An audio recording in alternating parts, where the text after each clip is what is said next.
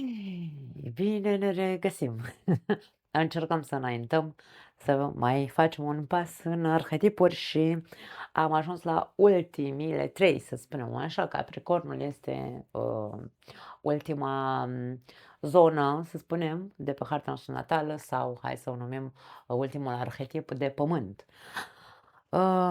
Bun, acum vă reamintesc, poate că sunt pisăloagă într-un fel sau altul, dar vă reamintesc că nu este un arhetip ușor de digerat, da, o energie ușor de digerat. Ea se află în interiorul fiecăruia dintre noi, că nu ne identificăm cu ea, asta nu înseamnă că nu există. Cei care se identifică cel mai mult cu un arhetip în concret sunt persoanele care ori au planete în zodia respectivă, de exemplu Capricorn, în cazul meu sunt ascendent Capricorn, și la celelalte zodii la fel, da? Și la celelalte arhetipuri despre care am vorbit până acum. Cel care nu are nicio planetă în zodia Berbec, în zodia Taur, Gemeni, Rac și așa mai departe, nu se va identifica cu ceea ce am spus. Însă vorbim despre faptul că acea zonă, Berbec, Taur, Gemeni, Rac, Capricorn și așa mai departe, se va activa la un moment dat și se va activa acest arhetip. Indiferent că ai sau nu planete în acea bucățică de pe harta ta natală din zodia respectivă, goală, să zicem, acea casă este goală, nu ai decât, pune acolo Capricorn, poftim, și zici, eu n-am ce treabă cu Capricornul, ok, în timpul, hai să spunem, într-o anumită perioadă de timp din viața ta, nu ai nicio legătură cu această energie, însă atunci când avem planete care tranzitează prin Capricorn, este imposibil să nu se activeze această energie, acest arhetip în interiorul tău. Bun, un alt arhetip pe care îl cunosc foarte intim și de aproape, eu le cunosc pe toate pentru că eu le-am acumulat în capul meu, uh, știu că sunt, da, conțin eu ca persoană toate aceste arhetipuri. Azi, hai să începem cu începutul să vorbim, așa cum am spus la celelalte zodii, ultime zodii, da?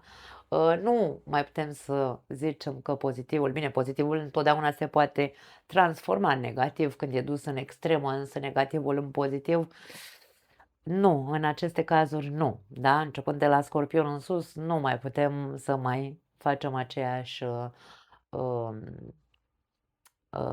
descriere, da? Bun, Capricornul este un arhetip cardinal. Cardinal înseamnă de acțiune, da? De a face lucruri.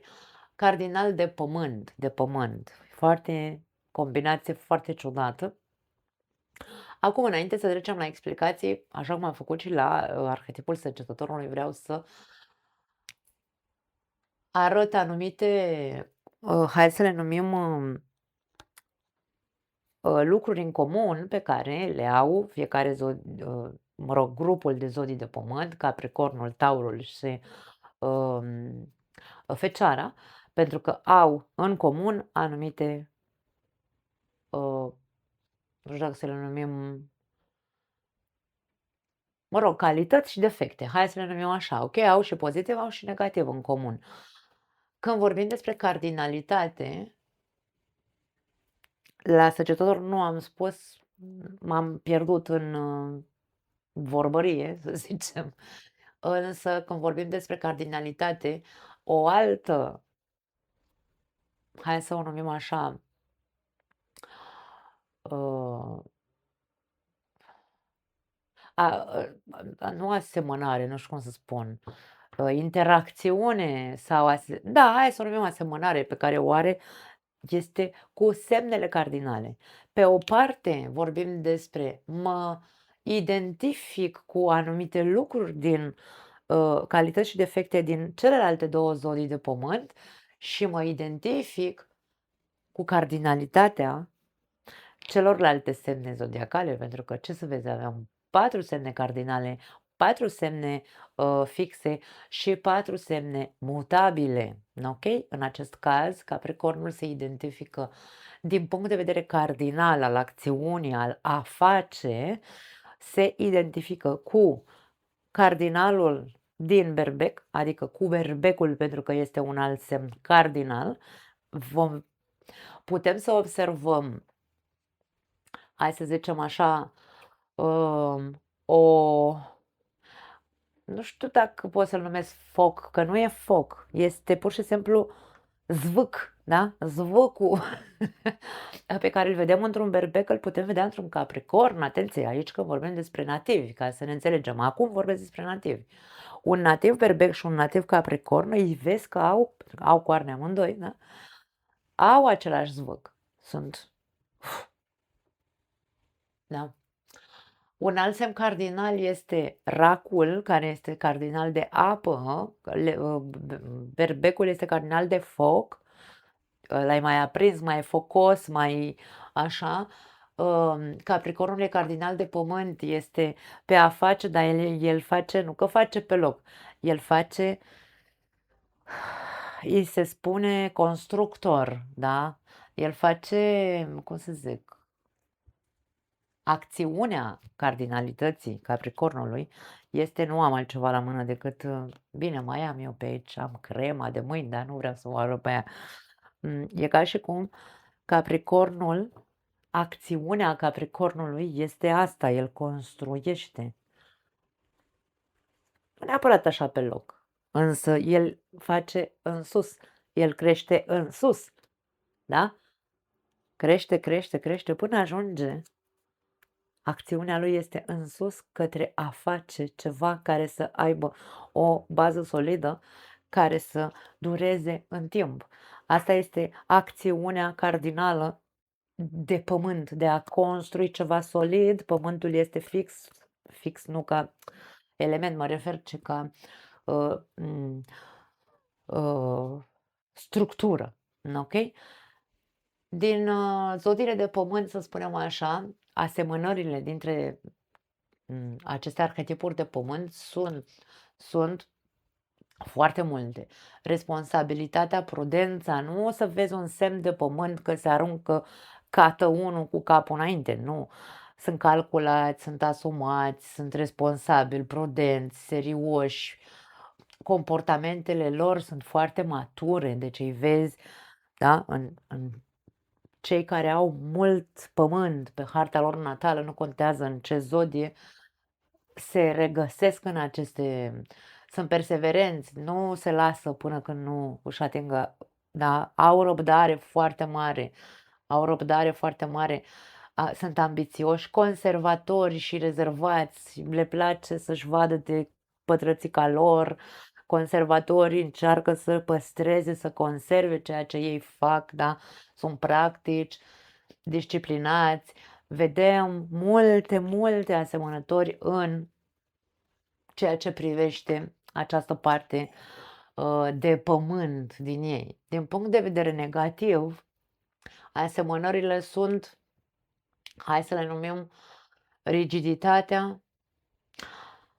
Aici aș spune că frica de eșec este foarte vizibilă în arhetipurile de pământ. Da, au frică de eșec foarte mare, le e frică să nu greșească, de aia și sunt atât de asumați și de serioși și prudenți, da? Exigenți, în general pesimiști, dacă nu le iese cum vor ei. Și hai să spunem că le place să dețină un cert control, da, acestor arhetipuri de pământ. Acum, mai departe, deci, ca să ne înțelegem că nicio zodie, indiferent cât, niciun arhetip, indiferent cât ar fi el, doar, domne, atâta ce putem spune despre Capricorn, de exemplu, în acest caz. Degeaba spun cardinal de pământ dacă nu spun care-i treaba cu cardinalitatea, care-i treaba cu pământul, pentru că acolo nici nu mai trebuie să mai știu restul, că deja îmi imaginez că în ce zace, da? în acest arhetip. Este guvernat, pardon, acest arhetip este guvernat de planeta Saturn. Saturn, mulți dintre noi cunoaștem planeta Saturn, în ultima perioadă se vorbește foarte mult despre planeta Saturn, că intră în berbec, în fine, are loc conjuncția lui Saturn cu... Bine, când eu o să postez această filmare, probabil că deja este efectivă această conjuncție dintre Saturn și Neptun în berbec, da? Însă, puțină lume știe, bine, cei care ați mai auzit materiale astrologice de la mine sau de pe acest canal, vă aduceți aminte, acum probabil 2 ani sunt de atunci când am postat materialul despre conjuncția dintre Saturn și Jupiter, este pe canal, acel material. Am descris multe despre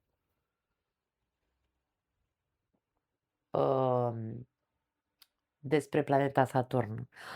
Însă inelele lui Saturn, pentru că e frumoasă ca planetă așa, ea este rotundă, frumoasă, maronie cumva și cu inelele alea. Multă lume nu știe că inelele alea reprezintă de fapt un, hai să numim un spațiu de limitare. E ca și cum până aici vă dau voie să vă apropiați de mine, da? Este o zonă limită. E ca și cum planeta rotundă, da? Rotundul din centrul acelor inele, acelui inel, este nucleul, sufletul cumva, și inelul este spațiul de apărare și de protecție care spune până aici îți dau voie sau până aici poți. Dacă încerci să treci peste inelele astea, te absorb. De-aia planeta Saturn este planeta care ne ține în zona în care avem Capricornul pe harta natală, ne face să ne simțim într-un fel sau altul limitați sau să punem limite, știți că eu și în etalările despre Capricorn eu vorbesc despre limite, dar limite din astea de ridicăm pereți, da? Nu poate să intre nimeni în zona noastră de protecție, în zona noastră unde am ridicat zidul. Rămâneți cu această informație pentru că e foarte prețioasă, aș spune. Doar cu imaginea planetei Saturn ne dăm seama cât de mult încercăm să ne protejăm în acest arhetip. Are funcția, acest arhetip îndeplinește în interiorul nostru funcția de a ne structura, de a ne responsabiliza și de a ne maturiza. Din influență care vine de la Saturn, bineînțeles. Saturn este descris ca un bătrân profesor, ca o grămadă de lucruri se spun despre el, da, toate sunt într-o anumită măsură adevărate, însă, din nou, mie mi se pare că nu se aprofundează, pentru că tu spui, și eu ascult lucruri, dragii mei, și sunt foarte curioasă să văd ce se vorbește în România sau nu că ce se vorbește în România, ce vorbesc oamenii ăia care se consideră sau au titlul de astrolog, pentru că eu nu sunt astrolog și o spun toată viața mea, nu sunt astrolog, pentru că nu am făcut facultatea de astrologie. Însă, cei care vorbesc, care sunt astrologi și vorbesc, sunt foarte critică. Da, eu, uite, aici n-am pus. Rece, dur, rigid, da. Critic. Eu sunt foarte critică cu cei care nu își asumă. Unde e? Aici.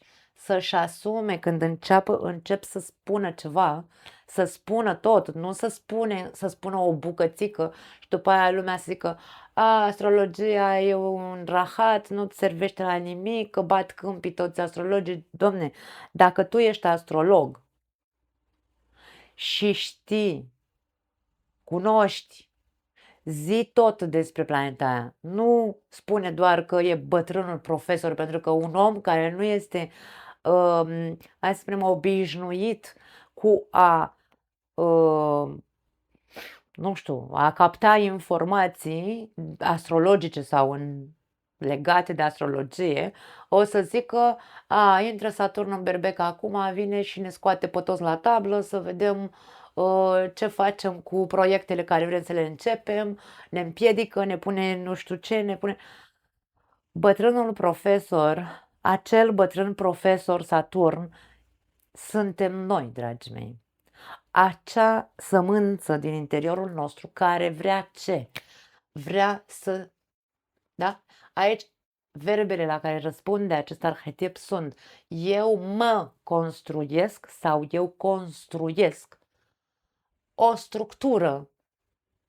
Îmi construiesc o structură, mă construiesc sau construiesc o structură în exteriorul meu care să dureze în timp, o structură pe termen lung. Adică fiecare dintre noi, influența acestui bătrân profesor din noi înșine, acestui înțelept din interiorul nostru, fiecare dintre noi căutăm să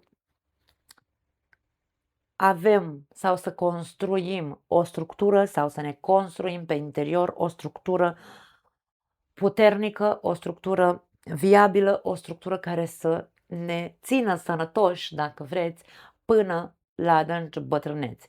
Această structură pentru fiecare dintre noi este diferită pentru că, insist, depinde unde ai Capricornul pe harta ta natală, acolo vei încerca să construiești acea structură.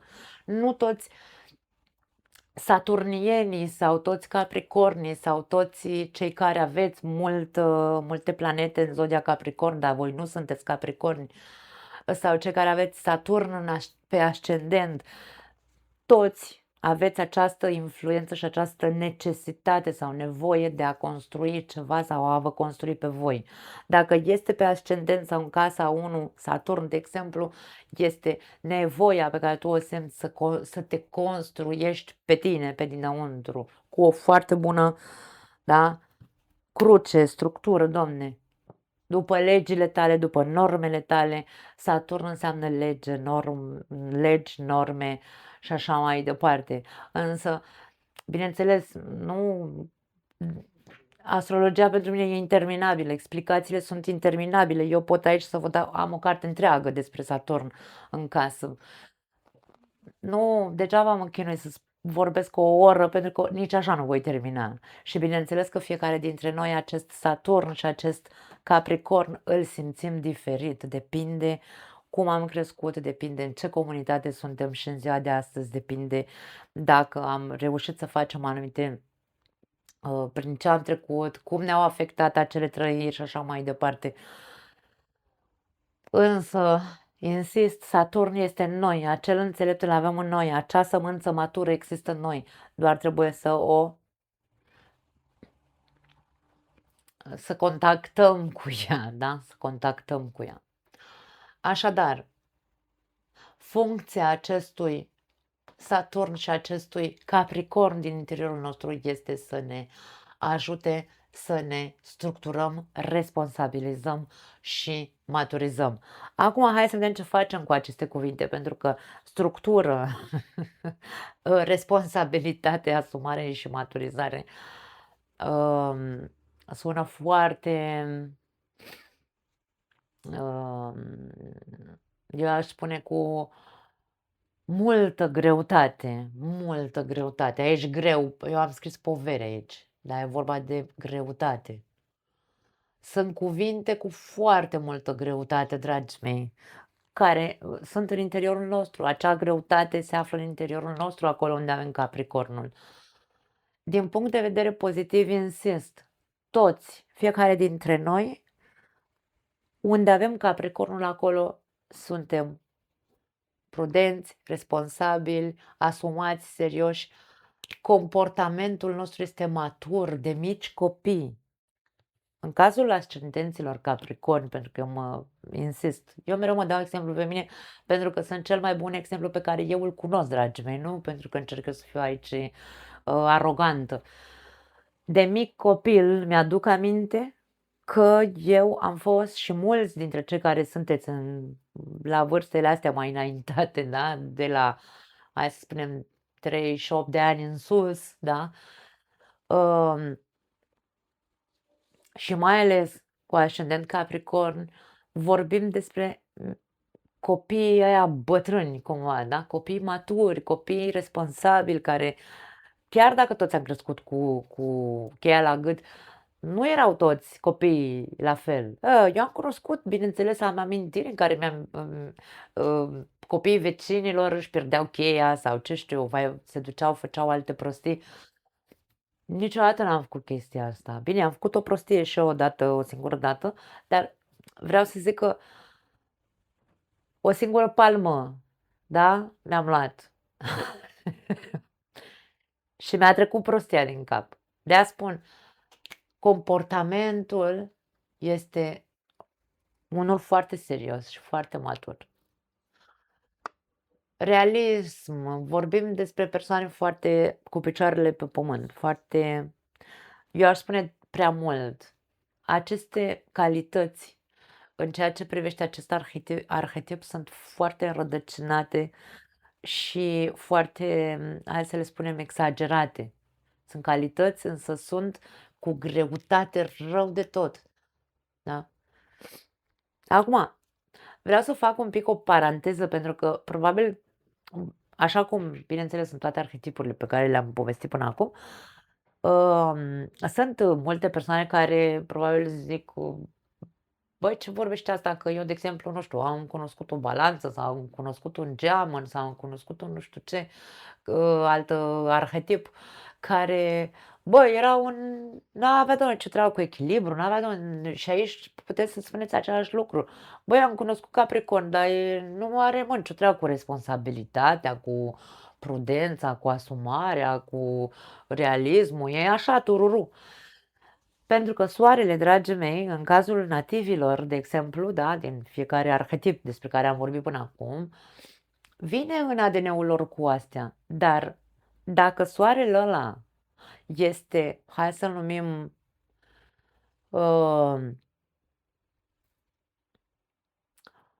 soarele reprezintă conștiința noastră sau, mă rog,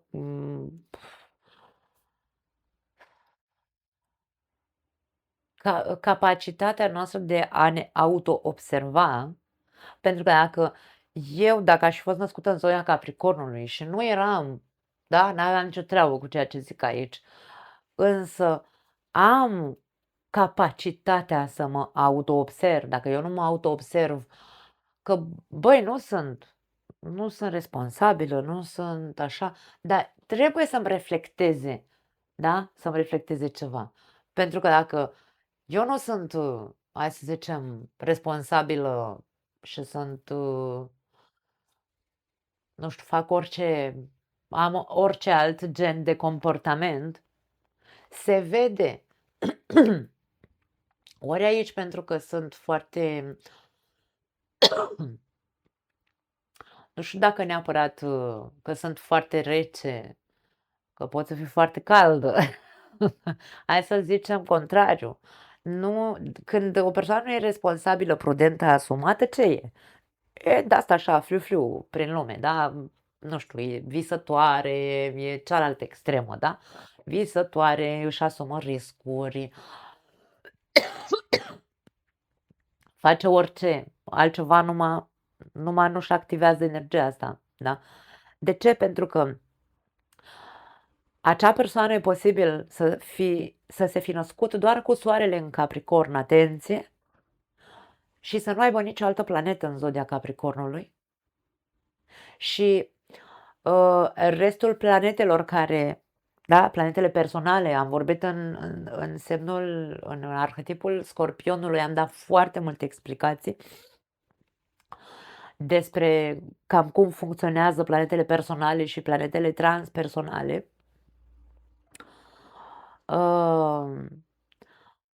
În momentul în care acel nativ Capricorn nu se identifică și nu este responsabil și asumat și realist și așa mai departe, înseamnă că are influențe de la alte planete pe care le are în alte zodii și rezonează sau se identifică mai mult, pentru că dacă eu am un mănunchi, hai să zicem că asta este harta mea natală, din nou dau același exemplu, îmi place cărticica asta pentru că e ca și cum ar fi, ăsta e soarele, conștiința noastră, da?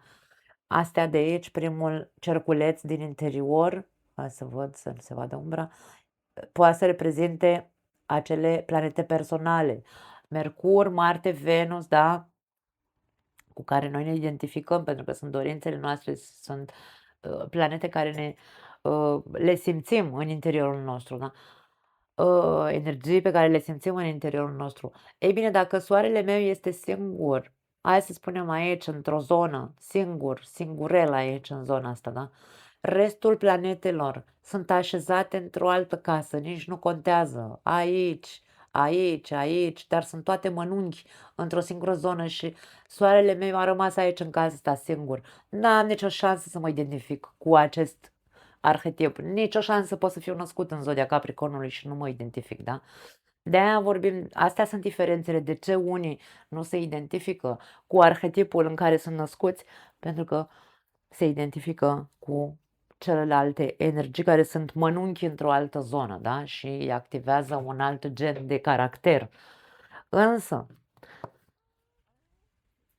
este imposibil să nu existe în persoana aia aceste, doar că nu se identifică cu ele și nu le bagă în seamă, ca și cum nu există pentru ele, însă există în interiorul lor. Nu știu dacă m-am dus pe cărări. În fine, vorbim despre persoane perseverente. Nu ne vom lăsa.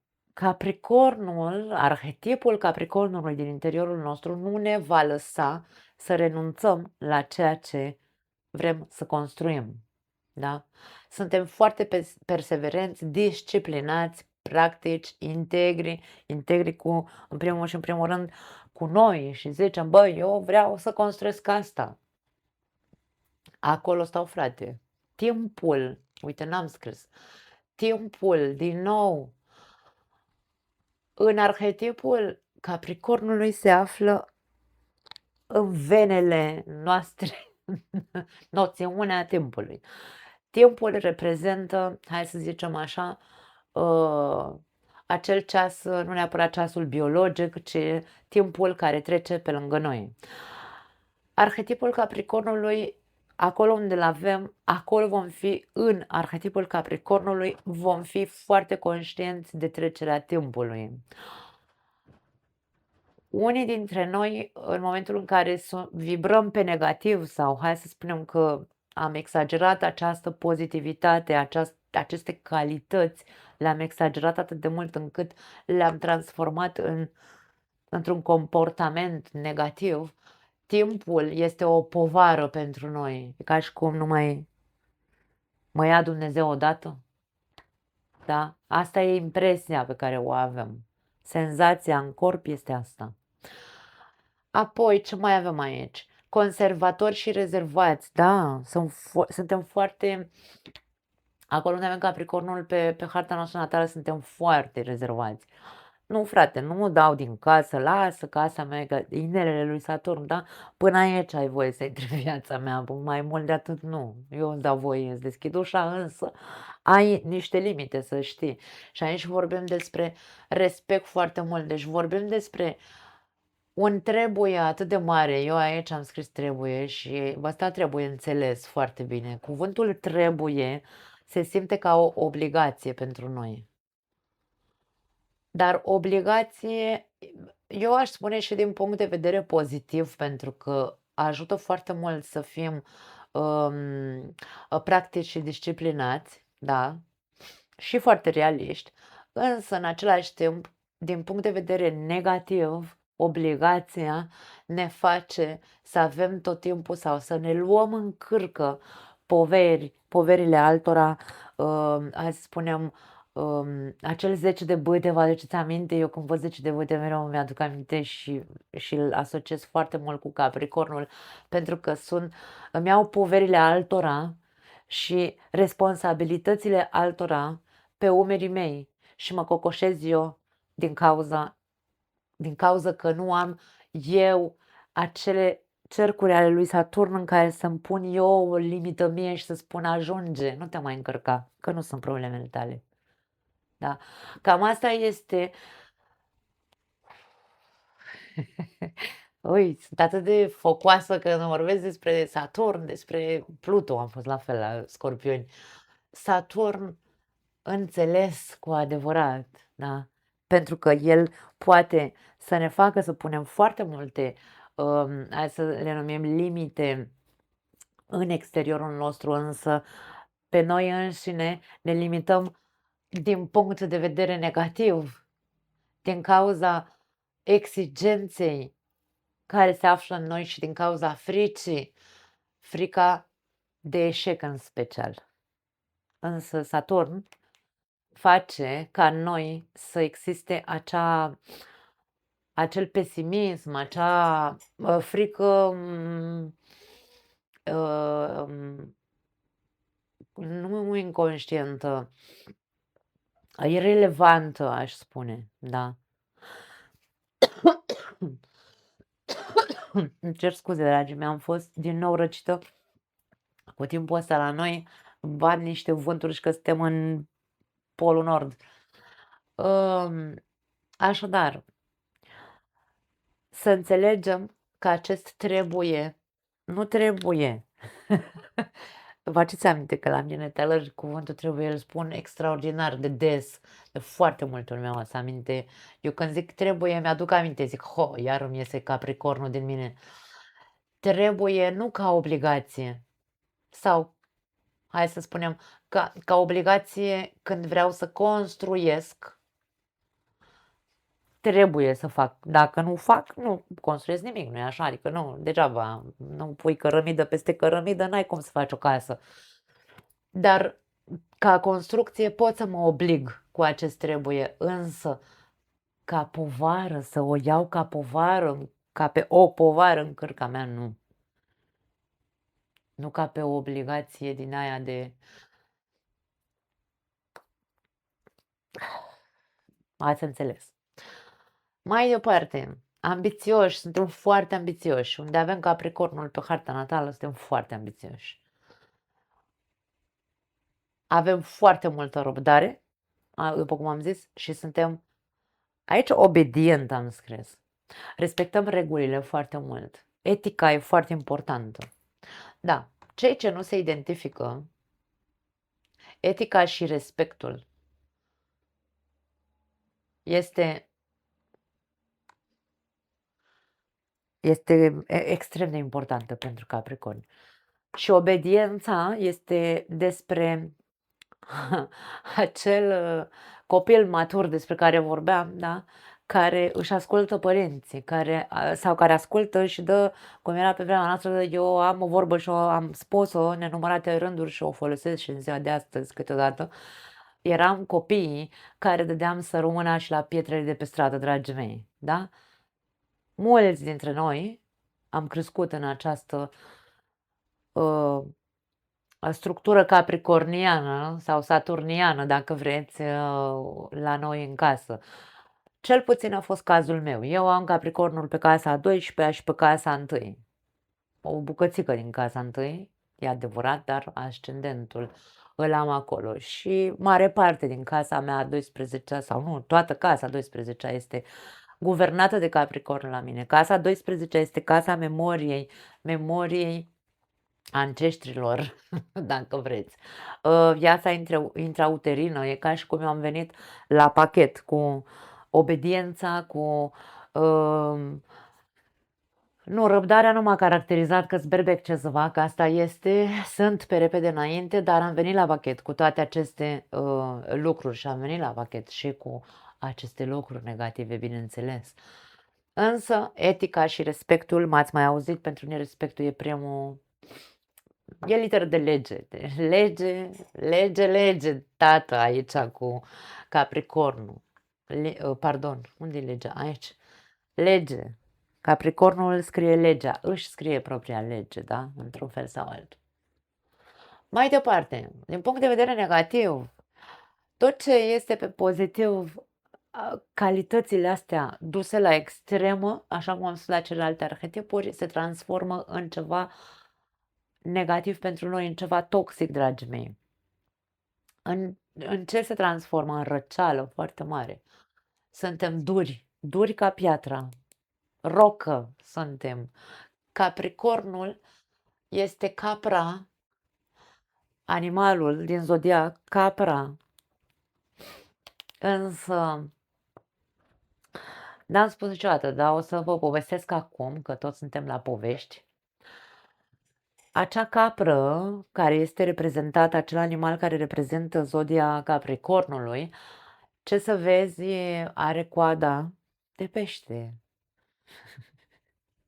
Ce vrea să însemne acest lucru? Că această capră, sau mă rog, acea capră, pare un animal firav, să spunem așa, copitele ei sunt copite micuțe, nu sunt copite, ce știu eu, ca unui taur, de exemplu, da? Puterea caprei de a persevera, de a urca pe rocă, pe munte, pe acei munți care sunt foarte, da, foarte înclinați. Nu e vorba despre un munte care tu îl urci așa, da? Nu e o pantă așa, e o pantă din aia așa și mai șirocoasă. Ei bine, această capră este singurul animal care reușește să urce pe acele stânci în siguranță, iar coada de pește pe care o are vorbește despre acea parte sensibilă, acea parte, terminația Capricornului sau în fond, dacă vreți, în fond, dacă vreți, acest arhetip al Capricornului are o sensibilitate extraordinară înăuntrul lui, doar că preferă să-și arate doar duritatea, răceala, pentru că e frică să nu aibă eșecuri în această viață. Ne ascundem în spatele gheții, a rocii și acelei inele a lui Saturn, le folosim nu pentru a respinge, ci pentru e foarte greu să rupem anumite bariere și limite, să lăsăm pe cineva să intre, să ne vadă acea sensibilitate din acea coadă de pește a acestei capre. Da. Vorbim despre o înțelepciune extraordinară. Unde să mai scriu? Nu mai am unde pe aici. Înțelepciune. Bine, ca să ajungem la înțelepciune și să fim constructorul propriei vieți, pentru că ăsta este țelul cu care râvnim sau, mă rog, care arde în noi cu acest arhetip, da? Să fim constructorul propriei noastre vieți și înțelepți. Bătrânul profesor, bătrânul înțelept care se află în interiorul nostru, îl avem însă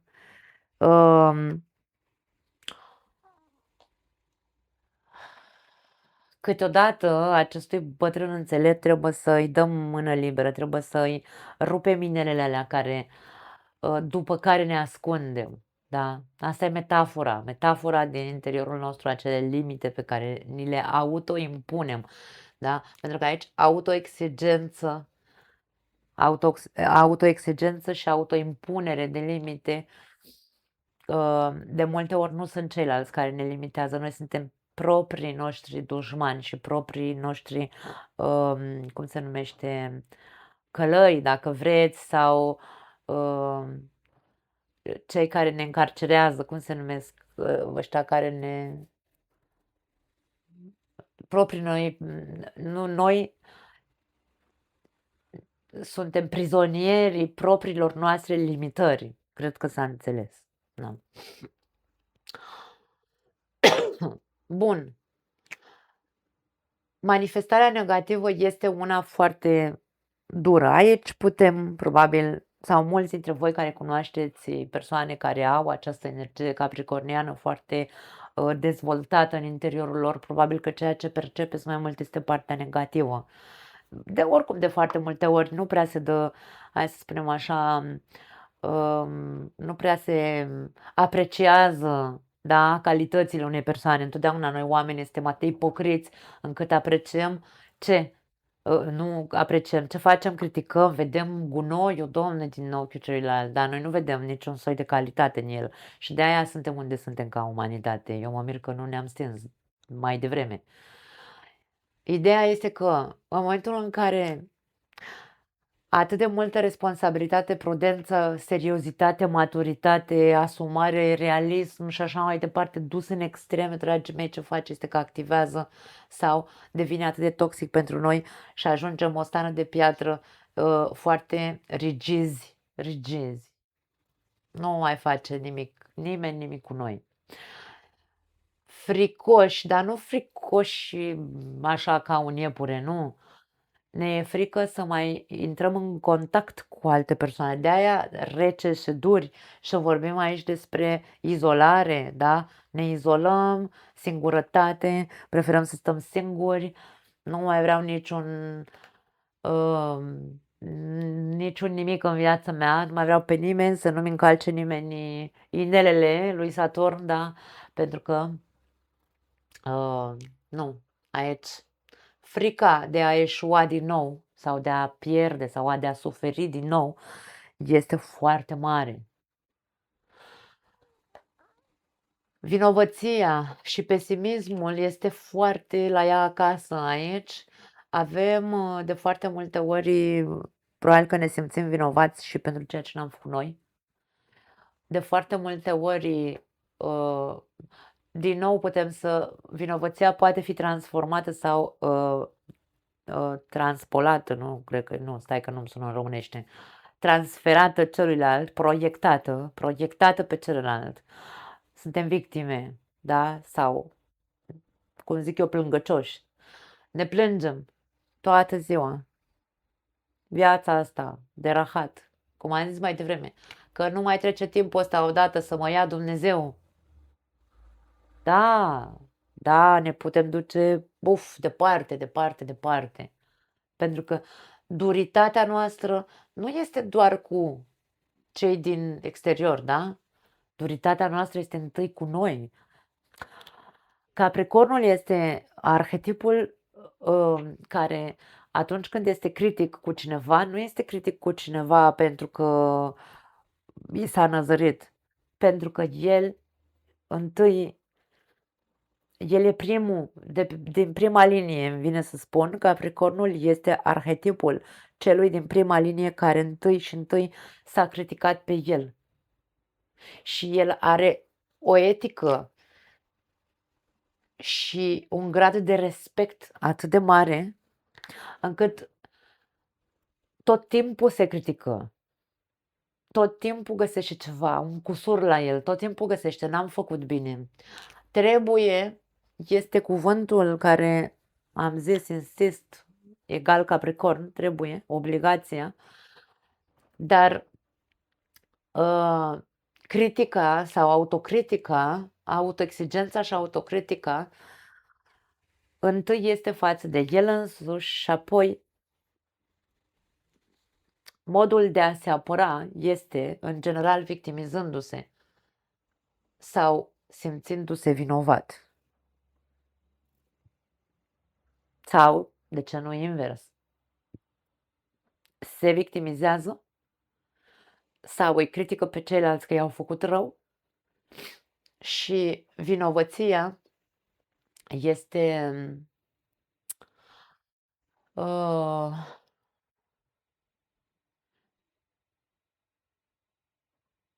hai să zicem,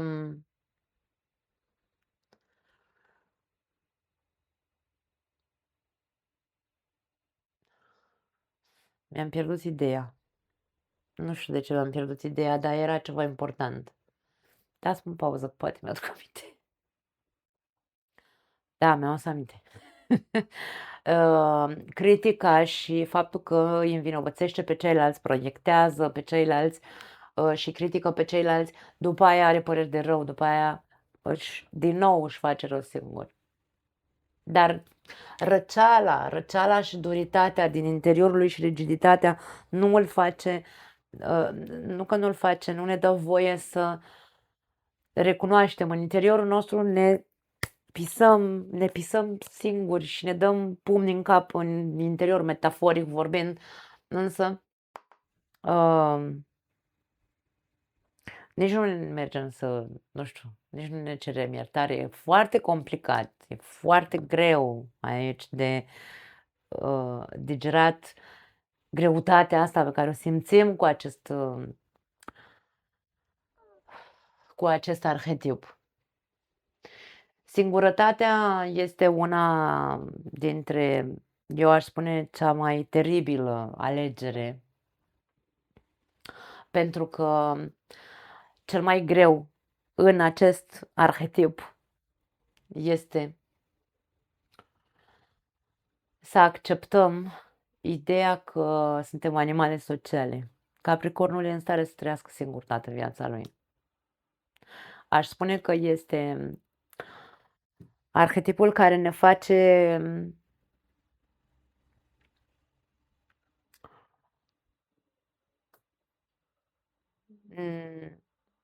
să credem cu tărie, cu greutate, da? Să credem cu tărie că pentru binele nostru, sau mă rog, cel mai bine pentru noi este să rămânem singuri. O frază care îi se potrivește foarte bine acestui arhetip este: mai bine singur decât în companie. Cum era fraza? Prefer să stau singur decât înconjurat de oameni care nu mi-aportă nimic, da? Ceva de genul. Aici este mejor solo que mal acompañado, da?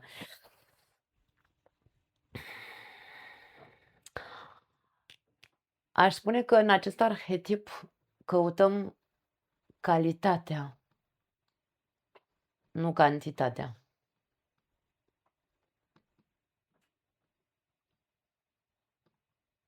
Căutăm oameni de calitate, căutăm informații de calitate, căutăm structuri de calitate, căutăm, da, o construcție de calitate, totul trebuie să fie de calitate.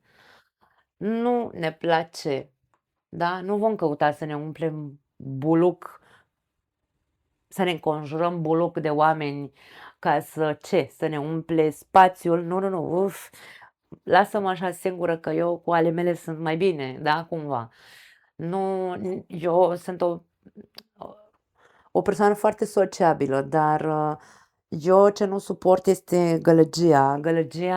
Nu gălăgia de gură, gălăgia mentală a persoanelor, pentru că persoanele care vorbesc mult și mai ales alea care nu te ascultă, tu spui, încerci și tu să zici ceva și te întrerupe, nu știu, trece peste tine, nici nu te aude, vorbește în continuare pe mine.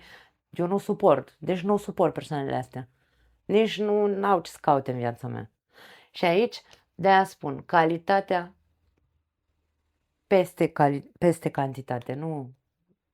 Cu arhetipul Capricornului nu ne interesează să avem mulți prieteni. Preferăm singuri. Este o calitate singurătatea în acest context. Da? Dar nu este o calitate în contextul că trebuie să înțelegem, să rupem anumite limite, pentru că noi suntem cei care ne limităm, noi suntem legea, regula și noi suntem cei care ne autocontrolăm.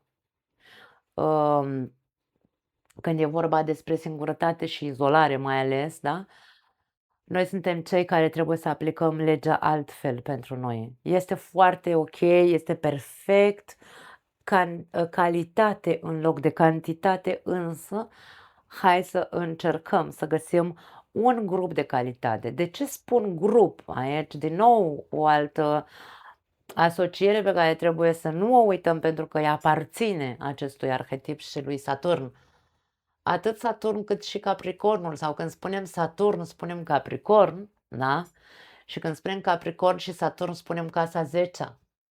Casa 10-a este o casă socială, este cea mai înaltă casă din horoscop, da? și reprezintă sau conține în ea energia Capricornului și a lui Saturn. În acea casă, sau mă rog, acea casă este um, este pe, hai să vă explic și la voi, că dacă n-ați văzut Scorpionul, vă invit să vedeți că o să înțelegeți un pic mai bine. O hartă natală arată așa, da? Acest rotund, să zicem că este o hartă natală și aici este ascendent, descendent, da? Aici avem acele două puncte. Ei bine, acest nou bețișor reprezintă, aici avem, dați ca să văd dacă pot să le țin. Casa ascendentului e casa 1, casa 7 este casa descendentului, casa 4 este casa familiei și casa 10 este casa carierei. 1, 7, 4 și 10 reprezintă casele structurii noastre, structurii vieții noastre. Toate cele 4 puncte cardinale sunt punctele cele mai importante din viața unei persoane. Momentul în care m-am născut, pardon, aici era ascendentul după cum l-am arătat mai devreme, este momentul încarnării mele când m-am născut. Vă zic așa în mare, ca să aveți imaginea, da? Momentul încarnării mele, familia, casa 4 este tot ceea ce eu de când m-am născut și până, nu știu, până când am început și eu să am așa, a trebuit să fiu crescut de cineva într-o familie și așa. Mai departe, în casa 7 se află celălalt. Celălalt poate să fie, nu știu, aici începe viața mea socială, da? Celălalt poate să fie un partener de viață, poate să fie prietenii mei, cei cu care eu am o relație apropiată, da? Iar casa 10, fiind casa carierei, aici nu neapărat vorbim doar despre carieră, ci vorbim despre ceea ce este important pentru noi în viața noastră. Suntem importanți noi, casa 1, celălalt, casa 7, celălalt cu care eu intru în contact, da? Viața socială este importantă, familia este importantă și viața, cariera și viața socială care are de văzut cu construcția în grupuri. De aici, din casa a 10-a, casa 10, în partea altă, casa 10, casa 11 și casa 12 sunt case care vorbesc doar despre tot ceea ce ține de grupuri, rețele, comunități de persoane. Putem să vorbim aici și despre, nu știu, ONG-uri, putem să vorbim despre orice. Orice înseamnă a face ceva la nivel social, atât care să fie atât în beneficiul meu cât și în beneficiul celorlalți. De-aia vorbim despre de la casa 10 la casa 12 vorbim doar despre activități care au legătură cu ceilalți, nu celălalt, ceilalți, da? De-aia spun că este foarte important de reținut că Capricornul poate construi foarte mult în această viață, dar nu pentru el însuși și nu în singurătate sau ca să se izoleze. Nu. El trebuie să învețe să construiască. De-aia vorbim despre adulți conștienți. Trebuie să ajungă să conștientizeze că trebuie să-și spargă limitele și barierele autoimpuse ca să poată acest trebuie să nu mai fie o povară pentru el, să fie obligația să-și asume pentru el, pentru viața lui, maturitatea și adultizarea conștientă că viața este și cu limite, dar viața este și despre ambiție, viața este și despre a o trăi. Viața nu ni s-a dat de pomană, viața ni s-a dat la dispoziție, ea și construiește-ți-o. Că noi când ne-am născut eram niște bebeluși inofensiv, dragii mei. Viața ne duce unde ne duce ca să ne arate ceva specific, da? Nu specific, ceva care întotdeauna are legătură cu noi. Așa că, mare grijă, toți cei care vă vedeți că vibrați pe această latură de izolare, pesimism, singurătate și așa, schimbați-vă că voi sunteți singurii care vă puteți reconstrui din nou, vă puteți restructura din nou. În timp, încet, încet, nu e grabă, însă începeți procesul. Vorbim despre, așa cum am spus, înțelepciunea care este acolo latentă. În acest arhetip, înțelepciunea este latentă. Ce nu ne lasă, nu că nu ne lasă, ce nu vedem noi.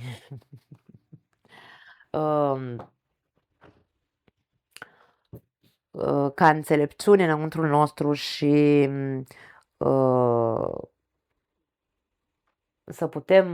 să ne putem reconstrui, sunt propriile noastre legi după care ne ghidăm. Propriile noastre limite, propriile noastre frici.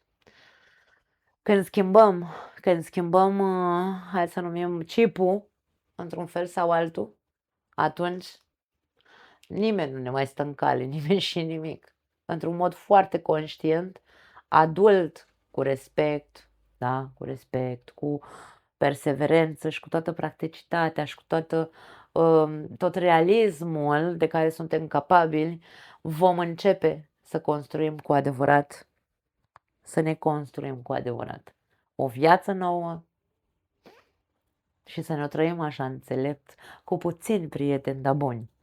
Cam asta este ideea sau imaginea Capricornului, pentru mine cel puțin, da, eu așa le înțeleg pentru că eu le iau mereu pe parte psihologică, nu le iau așa, că sunt o grămadă de materiale din astea. Capricornul e așa, Capricornul în pat e așa, Capricornul... Mă rog, cine vrea să fie superficial are decât eu, nu mă încadrez acolo. Dar cam asta înseamnă pentru mine, cel puțin, acest arhetip. Este un arhetip minunat, ca oricare alt arhetip de pe harta noastră natală. Singurul lucru este că trebuie, să spunem așa, să îi înțelegem ambele manifestări, dar când le simțim în interiorul nostru că una primează peste cealaltă, atunci trebuie să revenim la acest înțelept din interiorul nostru și să vedem ce facem cu acele inele care ne obligă, între ghilimele, da, de data asta ne obligă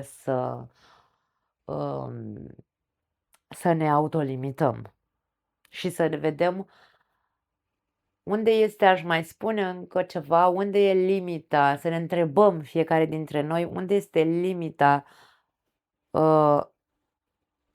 fricii